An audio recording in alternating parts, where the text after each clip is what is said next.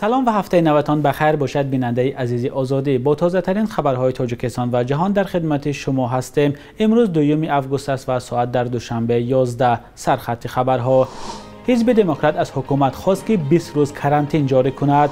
مهلت سرتیفیکات مهاجران کم کرده شد و گروهی از زنان در اندیجان با نشان اعتراض راه را بستند. حزب دموکراتی تاجیکستان از مقامات خواست که به خاطر کاهش گرفتاری ساکنان به کرونا ویروس در کشور 20 روز کرانتین اعلان کنند. در مراجعتنامه این حزب از روز 3 ایول گفته می شود که شماره گرفتاران به بیماری نسبت به چند ماه پیش افزایش پیدا کرده استاده است. مقامات تاجیک از ماه ینور تا آخر ماه ایان پای فشاری می کردند که در تاجیکستان یگان حالت نوی گرفتاری به کووید 19 وجود ندارد. پس از شکایت به تکرار ساکنان و انتقاد از کار پزشکان در امر جلوگیری از کووید 19 آخر ماه این مقامات تاجیک وجود کرونا ویروس را اعتراف کردند. حزب دموکراتی تاجیکستان گفته است که حالا گرفتاری به بیماری در دهات بیشتر شده است و ساکنان کشور چاره‌های بهداشتی را رعایت نمی‌کنند. این حزب پیشنهاد کرده است که قبل از تجلیل 30 سالگی استقلالیت تاجیکستان در 9 سپتامبر در کشور 20 روز کرانتین سراسری اعلان شود.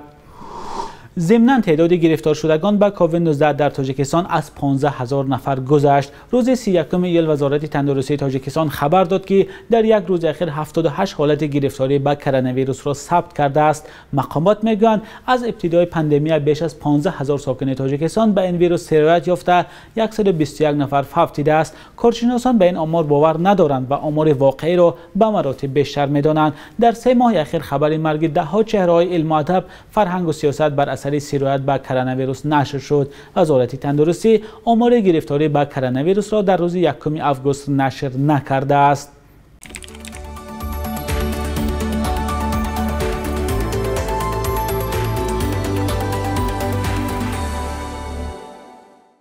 ارمنستان دست و پا میزند تا جنگ سال 2020 با همسایه‌اش آذربایجان و تلاطم‌های سیاسی و جنجال‌های انتخاباتی بعد آن را پس سر کند. با آنکه این تلاطم و جنجال‌ها در ماه‌های گذشته به تدریج فرو می‌نشینند، ارمنی‌ها اکنون بیشتر درباره رفع زخم و عاقبت‌های جنگ و از جمله تلفات 4000 سرباز کشور فکر می‌کنند.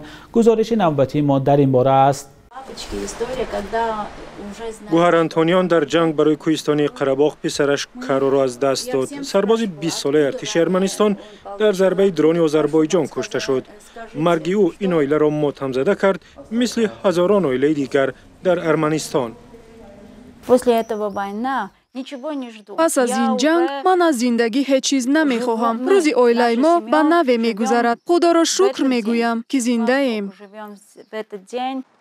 کارو که نامش کراپت انتونیان بود، یکی از هزاران سرباز ارمنی است که در جنگ با آذربایجان همسایه کشته شد. جنگی که این آرامگاه در کنار یریون را از گروه‌های سربازان نوخط پر کرد. مصیبت ملی که بسیاری ها را دلخون کرده است.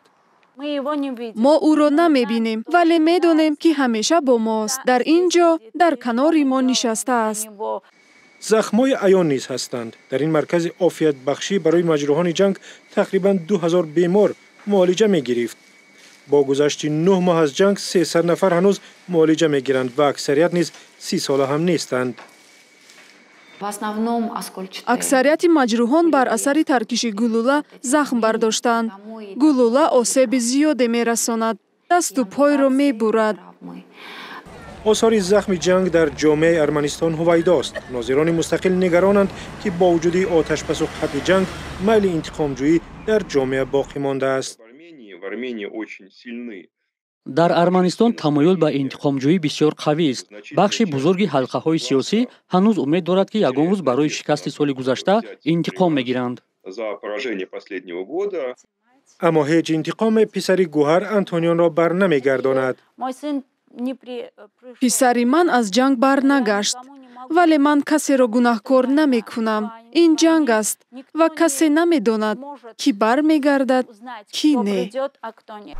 بسیار چیز پس از جنگ سال گذشته از یاد رفت، به غیر از درد تلفات و شکست که نرفته است.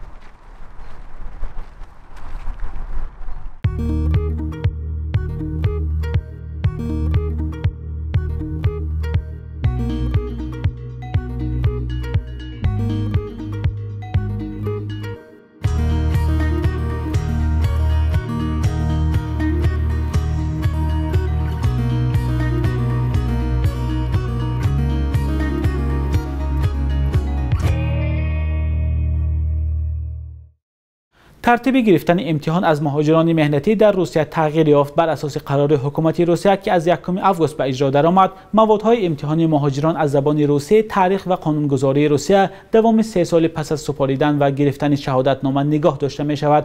پس از گذشتن این مهلت این معلومات ها از بازه خارج کرده می شوند. یعنی اگر ساده تر بگویم، امتحان سپاریده مهاجران از زبان روسی، تاریخ و قانونگذاری روسیه اکنون 3 سال مهلت دارد. از این بعد مهاجران کاری در روسیه وظیفه دارند که هر 3 سال یک دفعه از زبان روسی و تاریخ و قانونهای روسیه امتحان سپارند. پیشتر مهلت استفاده سرتیفیکات یا گواهنامه مهاجران که بعد سپاریدن امتحان می گرفتند 5 سال مقرر شده بود. در روسیه بر اساس همین گواهنامه با مهاجران پتن و یا اجازه کار می دهند. بلاگران ازبکستان خبر دادند که یک گروه از زنان ناراضی در شهر اندیجان راه را در مرکز شهر بستند. به گفته بلاگران، زنان بعد راه نیافتند به قبول رئیس ولایت اندیجان که ماهی یک بار صورت میگیرد راه را بستند. در شبکه‌های اجتماعی ویدیوی نشر شده است که نشان می‌دهد اعتراضگران در بین راه ایستاده به حرکت ماشین‌ها مانع می‌شوند. بخش ازبکی رادیوی آزادی در حال حاضر تلاش دارد با این گروه زنان تماس گرفته جزئیات حادثه را معین کند. وقت‌های اخیر در ازبکستان بسته شدن راه‌ها از سوی ساکنان ناراضی بیشتر به نظر می‌رسد. ساکنان میگویند با این عمل می‌خواهند توجه مسئولین را به مشکلات خود جلب کنند. پیشتر نیز در شهر بخاری ازبکستان گروه از زنان با طلب دریافت قرض با امتیاز راه را بسته بودند، ولی مقامات به جای دادن قرض همه آنها را جریمه بستند. با فرودگاه قندهار در جنوب افغانستان موشک پرتافتند. طالبان روز 1 آگوست مسئولیت این کار را پذیرفته گفتند هدف آن قطع کردن حمله های هوایی از فرودگاه به طرف آنها بود. چند روز است که نیروهای حکومتی افغانستان مبارزه با جنگجویان طالبان را در چند گوشه این کشور ادامه می‌دهند. مسئولان فرودگاه گفتند موشک‌ها خط پرواز را ویران کرده باعث به حرکت هواپیما شدند. برقرارسازی آن آغاز یافته است. حمله به فرودگاه قندهار در حال صورت گرفت که جنگجویان طالبان در 2 شهر بزرگ دیگر افغانستان، هرات در غرب و لشکرگاه در جنوب نیز می‌جنگند. تقدیر این منطقه روشن می‌کند که آیا حکومت کابل می‌تواند به سربازان بین‌المللی که طول 20 سال با طالبان می‌جنگیدند نظارت شهرهای بزرگ و قسم زیادی کشور را نگاه بدارند یا نه.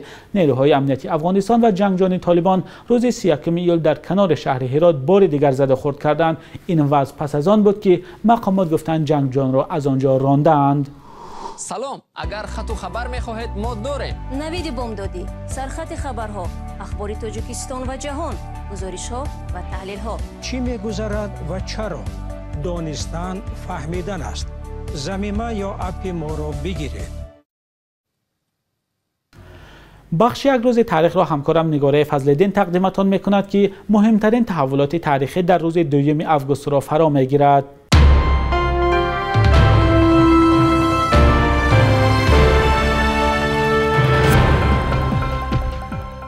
2 август.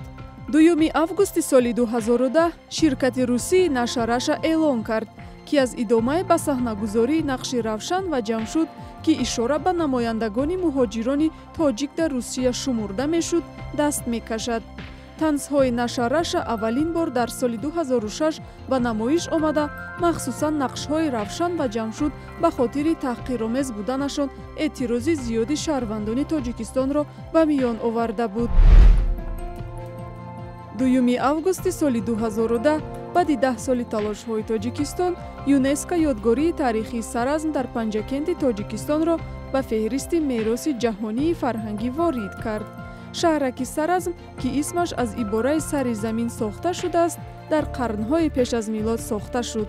5000 сол умр дидааст ва таҷассумкунандаи робитаҳои фарҳангии мардуми мухталиф дар Осиёи марказӣ мебошад.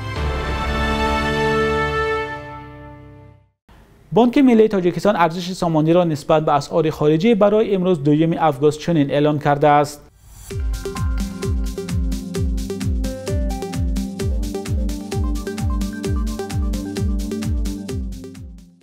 بیننده عزیز، برنامه نوید بامدادی بود که با تازه ترین خبرها تقدیم شما شد. خبرهای از این بیشتر را در سامانه رادیو آزادی با نشان www.azadi.org و صفحه ما در شبکه‌های اجتماعی پیدا کنید. آرزومند تن صحتی شما هستیم. تا فردا در همین وقت و ساعت خدا نگهدار.